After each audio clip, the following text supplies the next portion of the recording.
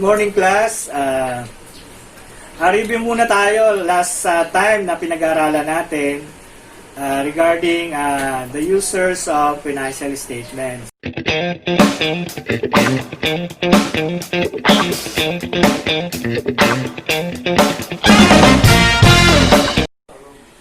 Okay, class, ito na yung lesson natin for today regarding basic accounting equation. So sabi dyan, the equation has two elements which equally divided into two, which is the left side, or this is debit, and the other side, the right side, which is credit. So sa accounting equation ay kinakailangan kasi balance yung debit and credit with regards sa paggawa mo ng mga journal entries. Di ba? Napag-aralan na natin mga journal entries, no? So, for example, bumili ka ng equipment. So, yung debit doon, which is the left side, debit, it stands for value received. Di ba? Yung natanggap mo, which is the asset of the company. And ano yung nilabas mo? Siyempre, nagbayad ka eh. So, naglabas ka ng cash. Yung transaction natin, the company purchase equipment for cash. Diba? So, debit, which is the left side, you will debit equipment, and credit, cash, which is the value you parted with. So, yung binigay mo as payment dun sa natanggap mong equipment. So, ayan yon. Next, yung pinaka-equation kasi natin is asset is equal to liabilities plus capital.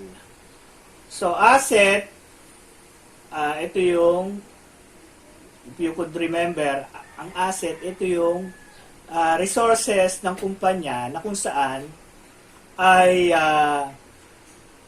dito kumikita yung kumpanya, yung resources mo. Halimbawa, yung inventory mo, yung cash mo. So, ito yung mga puhunan mo sa business. Di ba? Then, yung liabilities and capital, liabilities, ito yung mga utang mo na dapat mong bayaran. Kasi nung bumili ka ng equipment, for example, hindi mo naman siya binayaran. For example, hindi mo siya binayaran. So, mangyayari, ang debit mo, equipment, credit, accounts payable. Kasi babayaran mo naman siya later on. So, hindi cash yung binayad mo kasi wala ka namang inalabas na pera, kundi pwedeng promissory note or meron kayong kontrata na kung saan yung inutang mo, pwedeng mong bayaran after a month. Di ba? So, yung equation natin, asset is equal to liabilities plus capital or equity. Another name for equity is capital. Dapat balance yan, di ba? Kaya nga equal eh. Asset is equal to liabilities plus capital or equity. Yung equity naman, ito yung pag-aari ng may-ari. Kumbaga, yung share niya dun sa asset portion ng company.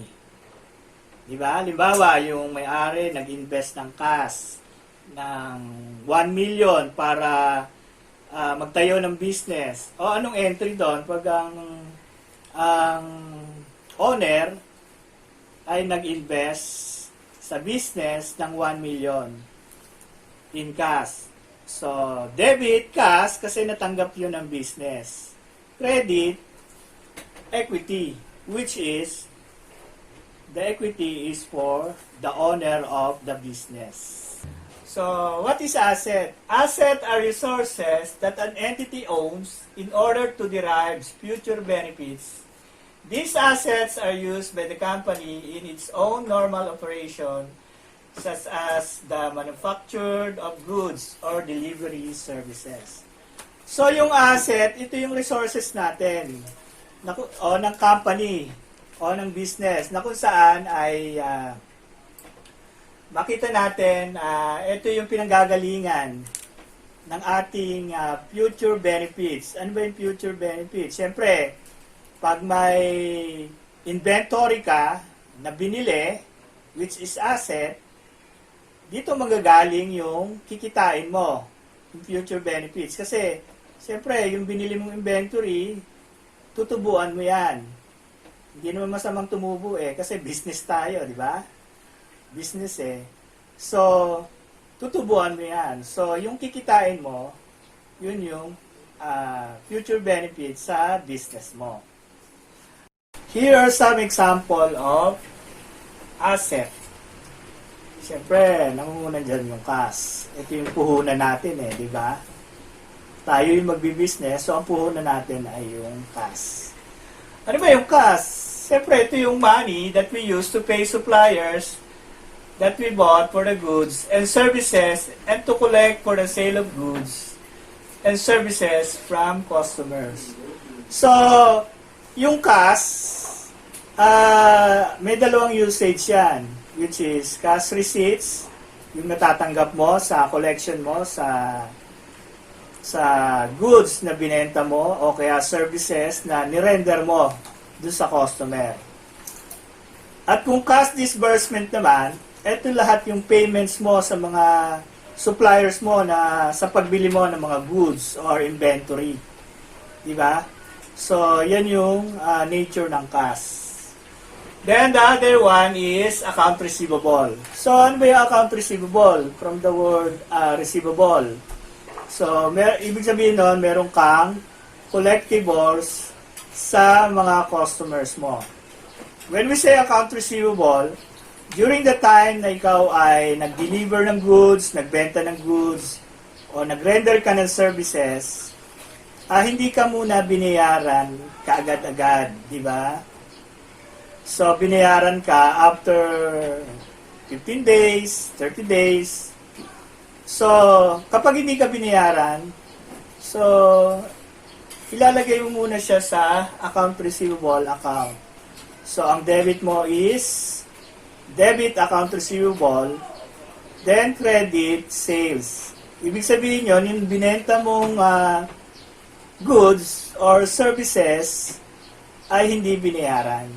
So, collectibles mo siya, which is account receivable, debit, as part of the asset of the company. Next assets are inventories. Alam naman natin, yung inventories, katulad nga ng sinabi ko sa inyo, ito yung ating binibenta as our product. Diba? So, ito yung inventories. Then, equipment. So, equipment, usually, kung manufacturer ka ng produkto, meron ka mga machines, di ba? Doon sa warehouse mo. Or kung ikaw ay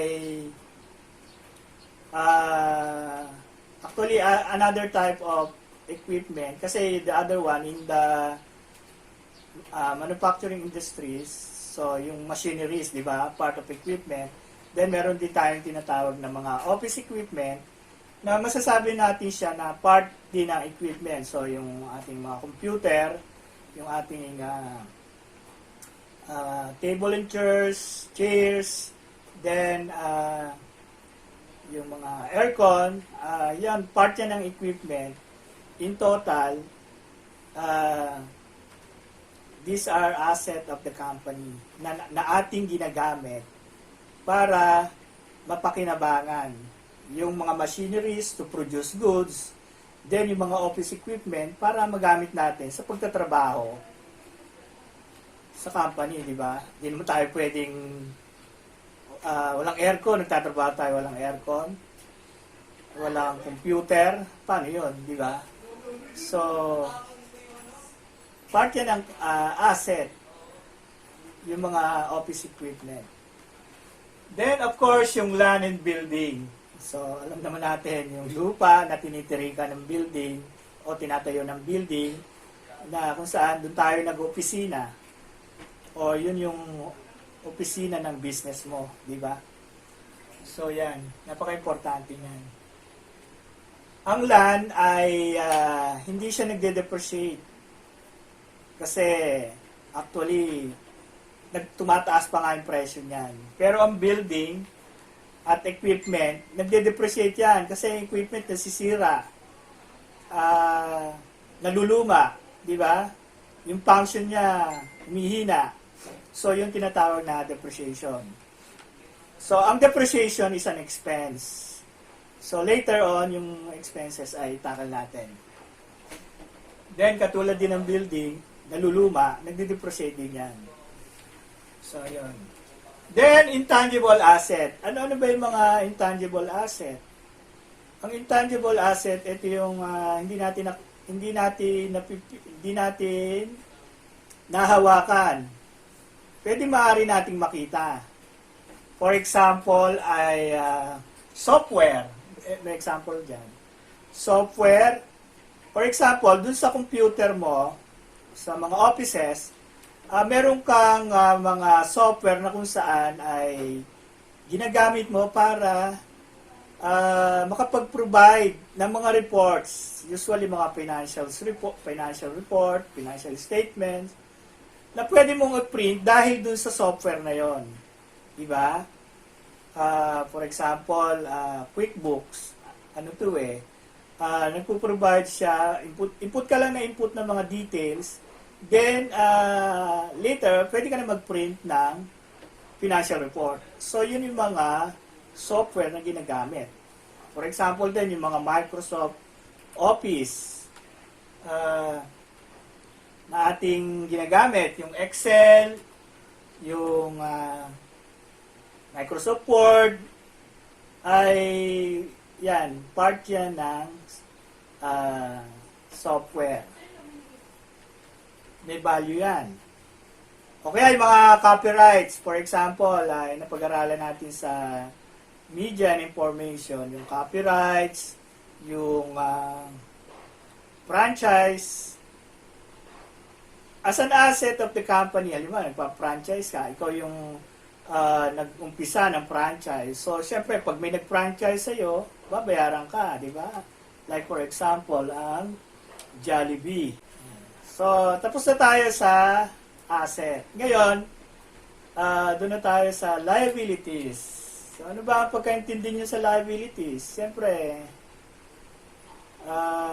ito yung mga utang ng companies na dapat nilang bayaran. Kasi nagagamit nila yung kanilang inuutang para magpatuloy yung business nila. Di ba?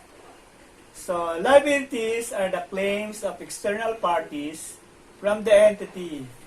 Basically, they are the debts of the entity or the business to external creditors. So, sila yung mga external creditors, yung mga nagpapautang sa atin. Like for example, yung ating mga suppliers, di ba? Nagpapautang sila ng mga produkto nila na binebenta sa atin. Then, yung, halimbawa, yung bangko, di ba? O yung mga lending institutions, nagpapautang sila sa company para i-provide yung ating mga kakulangan sa financial, di ba? At siyempre, bago magpautang yung mga lending institutions, like yung bangko, siyempre may collateral yan na hinihingi, di ba? Para kung hindi ka man makabayad, yung collateral ang ibabayad mo sa kanila. So yan, yung liabilities na sinasabi. Next, some example of these liabilities are the following. Ito nga yung accounts payable. So yung accounts payable, dahil for example, ang transaction ay bumili ka ng inventories o yung mga goods na inutang mo sa kanila, di ba? So, anong entry doon? Ano ba yung na-receive mo? Debit, inventories. which is the left side, di ba? Debit. Then, ang right side, which is credit, accounts payable ang gagamitin mo. Kasi inutang mo siya eh. Di ba? So, accounts payable. Sabi, when a certain company buys goods in most businesses, it is unusual to pay it immediately. Normally, it could be paid to supplier after a certain period of days, usually 30 days. So, nagbabayad yung company sa kanilang pinagkautangan, usually 30 days. Walang interest. Pero, minsan nag-o-offer yung mga supplier na kapag babayaran mo siya ng maaga-aga, let's say 10 days, nag-o-offer sila ng discount. So, siyempre, pwede mo rin i-grab yun. May pambayad ka naman. Bakit hindi mo bayaran na? Di ba? Yun. So, para ma-avail mo yung discount nila. Ngayon, kung kulang ang pera mo, pwede mo namang bayaran siya after 30 days or within the 30 days period. Next example of liabilities, itong unearned income. Ano ba itong unearned income? So, sa unang tingin, when we say unearned, hindi mo pa na-earn yung income. Kasi unearned income is an advance payment made by the customer for the sale of goods and services which are not delivered or rendered. So, accounts payable pa siya, hindi pa siya income. But later on, kapag naibigay mo na yung kanilang binili, yung goods, or na-serve mo na yung kanilang services, ay hindi na siya magiging unearned income, but magiging income na talaga. So, unearned pa siya kasi nagbayad siya in advance. So, wala pa yung goods na binili niya. Wala pa yung services na ino-offer mo, di ba? So, accounts payable pa siya. Then, after na ma-receive mo na yung, after ma-deliver mo na sa kanila yung goods at yung services na render mo na sa kanila, that's the time yung unearned income magiging income na talaga. So, anong entry dyan kapag nag-advance payment ang customer mo? Debit cash kasi tinanggap mo yung cash from your customer. Nag-advance payment nga eh. Then, credit, unearned income, which is accounts payable, which is liabilities. Ano ba liabilities? Di ba nasa credit side? So, credit, unearned income. So, yan. As liabilities for the meantime. Next, equity. Another name for equity is capital. So, ito, sa portion to ng owner of the business, which is equity. Sabi dyan, the equity reflects the residual claims or net asset of the owners of an entity. Generally, equity comes from two sources. The first one comes directly from the owners in the form of investment of capital. The other comes from the income of the business from its normal operation. So yon. Ang equity, ito yung investment ng owner, di ba? Nag-invest siya sa business. Then, another one is, kapag nag-ooperate na yung business mo, kumikita na, so, yung kinikita, mapupunta yon sa owner. So, magiging part na siya ng equity. For example, within the year, ay ito yung income mo. Let's say, 500,000 ang sales mo. Within the year, maliit, no? Let's say, ganun lang muna. So, ang sales mo, 500,000 within the year. Then, ang total expenses mo ay nasa 100,000 lang within the year. So, i-less mo yun. 500,000 which your income, less expenses of 100,000. So, kumita ka ng 400,000. So, yung 400,000 na yun, yun yung magiging part ngayon ng equity ng owner. Kasi siyempre, siya may business, siya yung kikita, di ba? Kasi dun sa total expenses, kasama na lahat ng expenses na nagamit within the year, yung pasweldo sa mga employees, yung mga materials na ginagamit, yung kuryente, lahat, insurance, for example, rent expense, ano pang mga expenses na alam niyo. Basta lahat ng klase na expenses, nandun na. So, yung 400,000 is neto na.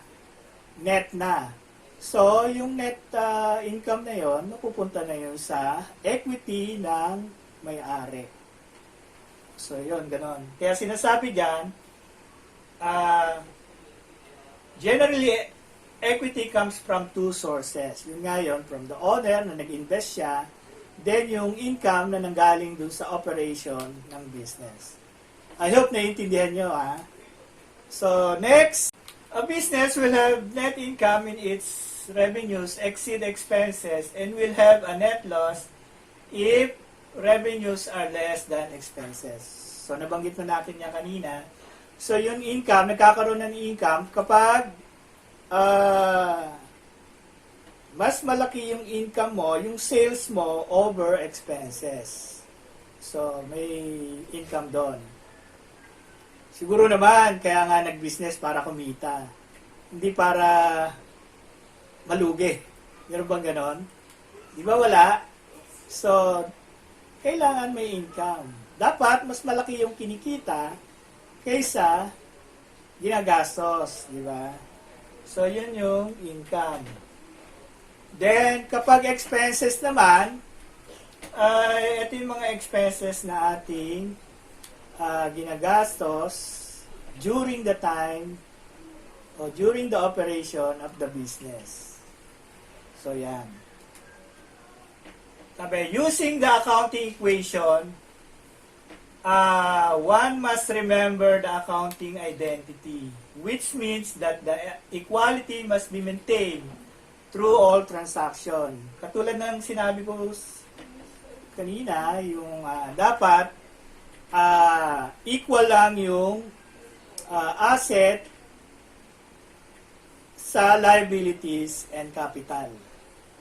Yan. Hindi pwedeng hindi balanse. Kaya nga equal eh. So kapag may difference, hanapin nyo yung difference. Lalo na kapag gumagawa na tayo ng trial balance, di ba?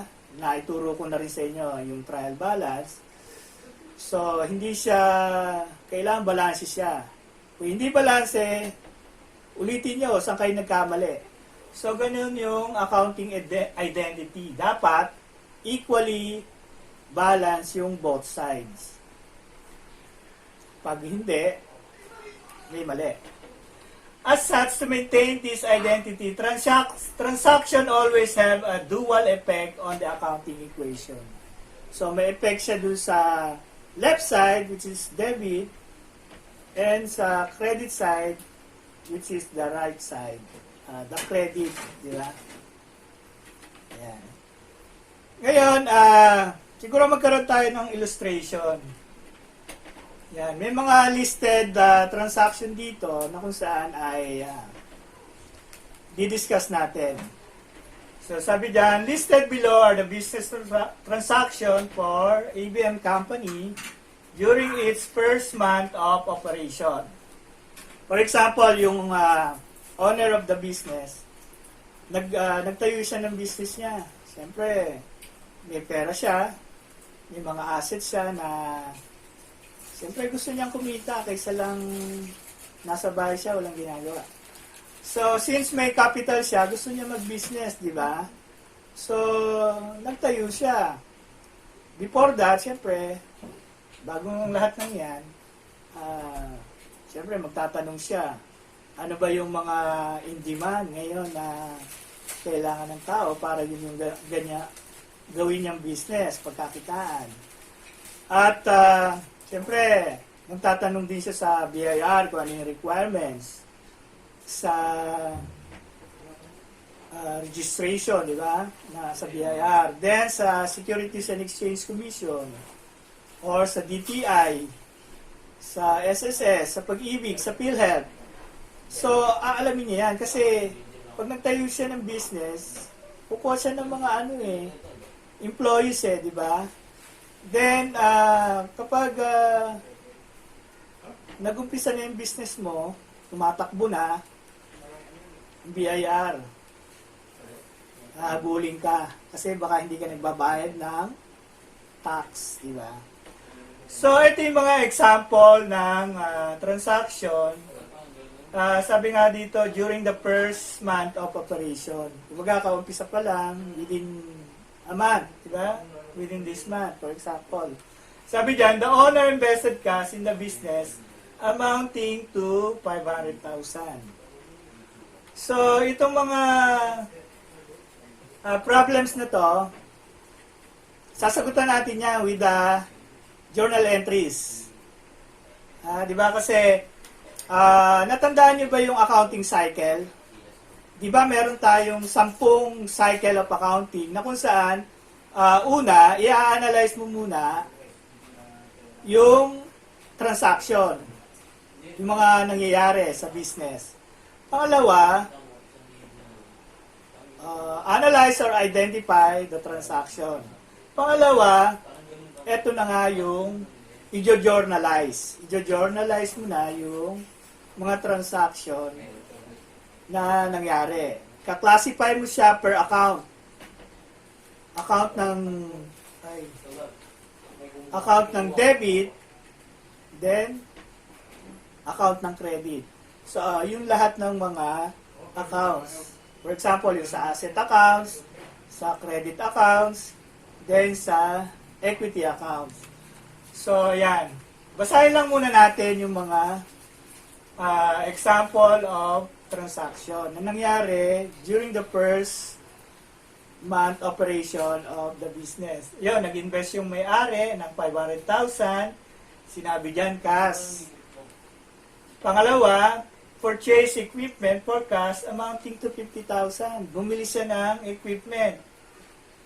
Ano kaya equipment yon? Hindi sinabi. Pero pwedeng office equipment o kaya mga aircon, ganyan, para sa office, di ba? O kaya pwedeng machineries panggamit niya para makapag-produce ng product niya na kanya ibebenta. Then, bumili rin siya ng ito yung inventories. Ito yung mga ititinda niya. Halimbawa, raw materials. Then, yung raw materials na ito, dadalhin doon sa factory para i-produce kung ano mang produkto yung lalabas. Di ba? Ayun. So, yan yung mga inventories. Then, purchase furniture and fixtures amounting to 30,000.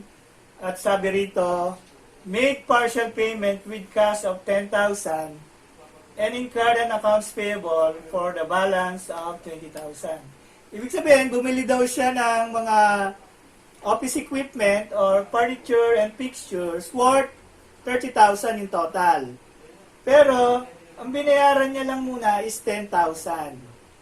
At yung 20,000, inutang niya. So, okay lang yon, di ba? Babayaran niya naman yun later on, within the month. So, ayan. Next transaction ay binayaran niya ang local government for business permit. So, nagpunta siya sa munisipyo, kumuha siya ng business permit. Then, nagbayad siya ng 9,000 pesos for business permit. Kailangan yan kasi yung mga ganyan, nakikita yan ng mga taga-munisipyo, di ba? Pwede kang isumbong ng kapitbahay mo, uy, may business, walang business permit. Patay ka. Kaya kailangan meron kang business permit. Tapos, made sales of 17,000 minus 12,000 cash sales, 5,000 credit sales. So, ibig sabihin, nagbenta siya ng kanyang produkto worth 17,000 pesos. Ikaw yun, nagbenta ka. Ang binayaran mo lang, ang na-receive mo lang bayad mula sa customer mo ay 12,000 pesos. Then, may inutang pang 5,000 pesos. Di ba? So, kabalik ka rin ng purchases. Yung bumili ka, hindi ka nagbayad, o may partial payment ka, yung the rest, hindi mo binayaran. Ganun din. Yung binentahan mo naman, nagbayad sila ng partial, yung iba, inutang sa'yo. Diba? Ganun. Ano lang yan? Kontra lang yan. Yung transaction. Then, the cost of sales made in letter F amounted to 8,500. Siyempre, ang binenta mo rito ay dito sa letter G, which is the cost of sale, yung inventory mo. Kasi dito, mamaya, explain ko mamaya, yung journal entries. So, yung cost of sales, ito yung, kumbaga, parang puhunan mo, yung mga nagastos mo, kaya mo na-produce yung inventory. At naibenta mo ng mas mataas. Ayun. So, yun yung cost of sales. Then, letter H, pay the accounts payable in letter D. Ano ba yung nakalagay dun sa letter D, di ba? Balikan natin.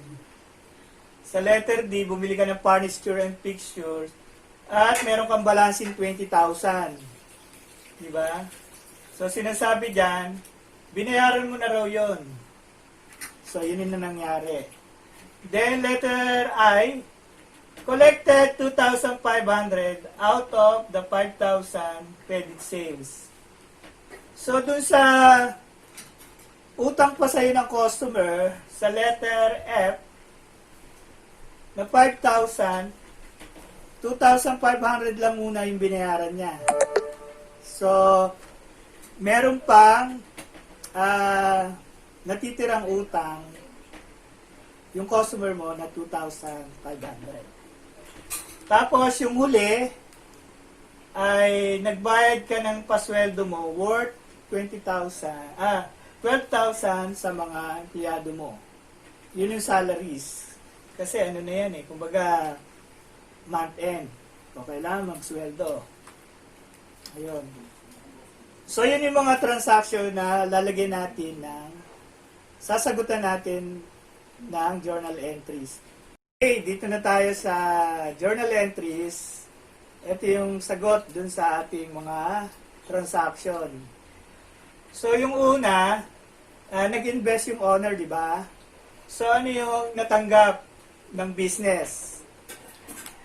Debit cash, credit, owner's equity, cash 500,000, then owner's equity 500,000. So, balance lang sila, di ba? So, yan yung accounting equation. Asset is equal to liabilities and capital. Dapat yung debit is equal to credit.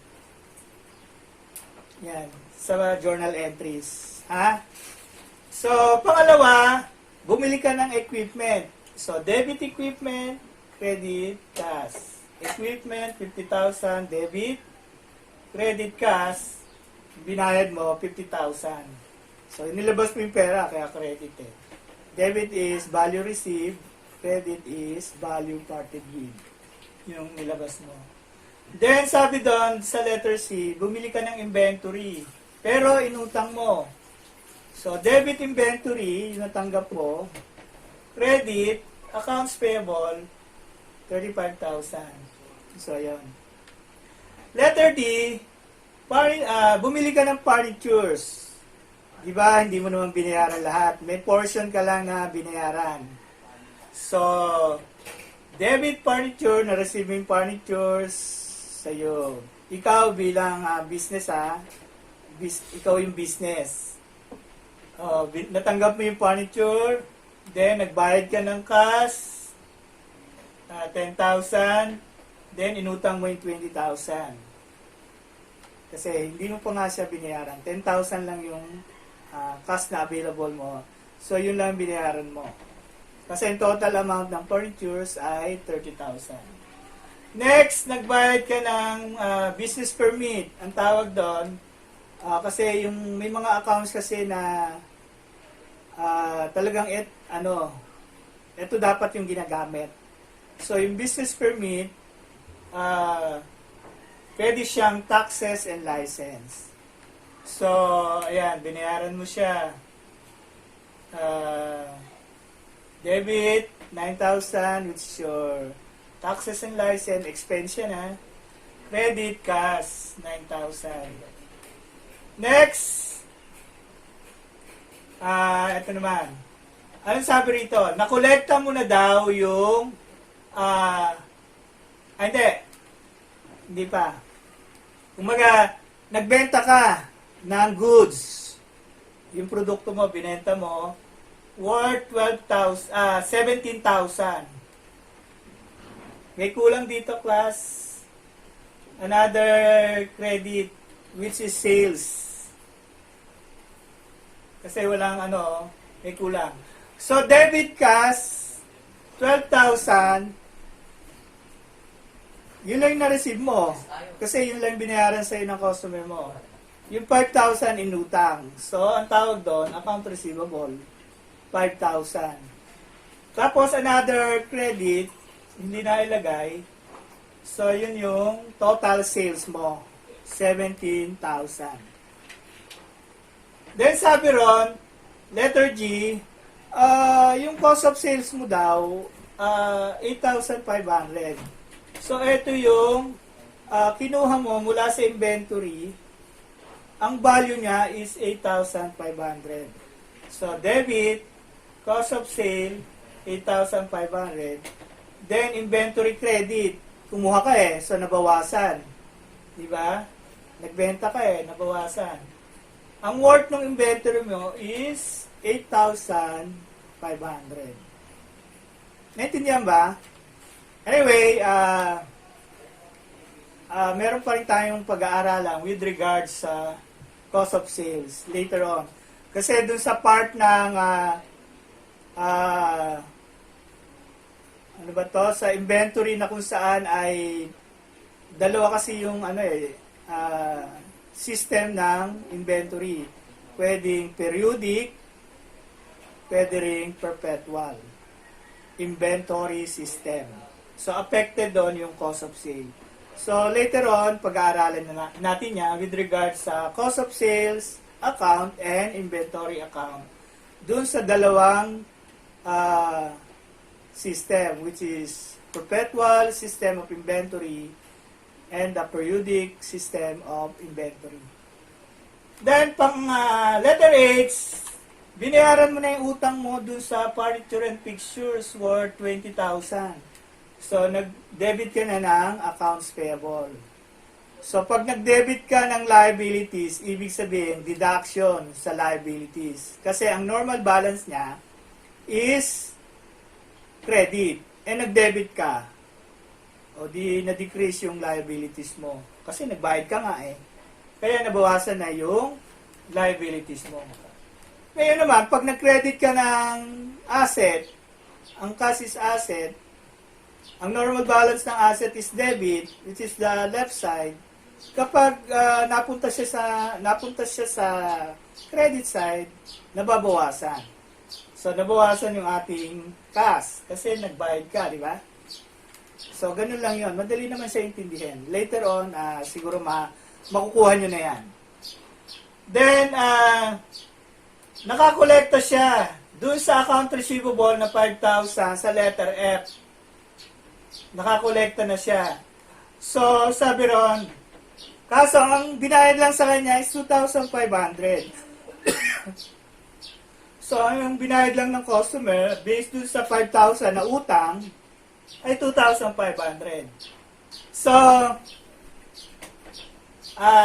eto talaga yung credit. Kasi, nabawasan yung ating account receivable na 2,500. So, nag-credit ka. So, itong debit na 5,000 less 2,500. Kaya ganyan. Ito, correct entry to. Ito, dapat nakaganyan siya. Yan. Naintindihan? Basta ito, debit. May nawala rito. Then, credit yung sale, 17,000. Eh, yung utang ng customer mo na 5,000, receivable mo yon. Kasi ang account receivable is debit. Ha? Eh, isang asset. Eh, dito, nakakolekta ka na. So, mag-credit ka. 2,500 lang binayaran. So, may utang pa siya na 2,500. Diba? Hindi pa niya yung nababayaran. Siguro susunod na buwan. Then, letter J, salaries expense. 12,000 pesos. Yan. Yan yung pasweldo niya. 12,000 pesos. So, naglabas ka ng cash. Credit, 12,000 pesos. So, class, ating napag-aralan ngayon with regards sa accounting equation, basta lagi nyo lang tandaan na ang accounting equation, asset is equal to liabilities and equity. Dapat, sisiguraduhin nyo na yung journal entries nyo ay balanse, yung amount ng debit at ng credit. Kasi kung hindi yung balanse, yung resulta niyan, yung financial statement nyo na ibibigay sa BIR, sa SEC, sa SSS, ay hindi yan tatanggapin. Kasi may discrepancy.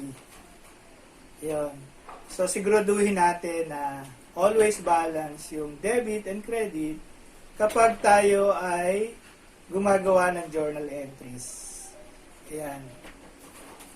So, for the meantime, siguro class, bibigyan ko kayo ng assignment. Doon sa illustration sa likod ng every chapter ng book na ating dinidiscuss, sagutan niyo yung letter A and B.